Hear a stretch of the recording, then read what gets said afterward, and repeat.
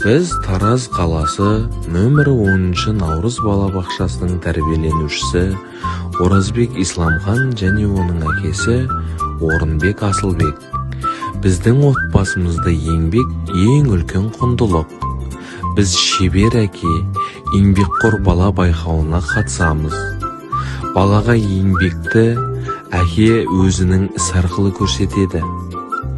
Бар білгенімді, білімімді ұлдарыма айтып, түсіндіріп отырамын.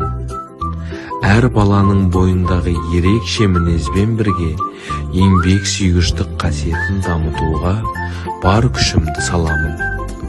Жұмыстан кейін және демалыс күндері отбасыма, ұлдарыма уақыт бөлемін.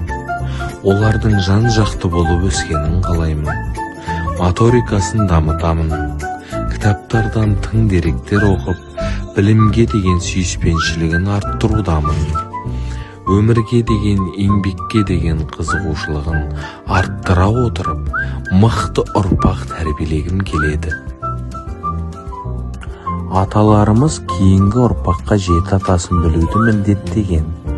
Жеті атасын білмеген ол жетесіз. Жеті ғасыр тарихын білмеген ел жетесіз. Менің ұлдарым шыққан тегін аталарын жатқа біледі. Сонымен қатар астан кейін бата беруді, бата берілмей дастарханнан тұрмауды әдетке айналдырғанбыз. Біз ұрпағымызға дұрыс тәрбие беруге тырысамыз. Олардың бақытты, адал және еңбекқор болуына бар күшімізді салудамыз.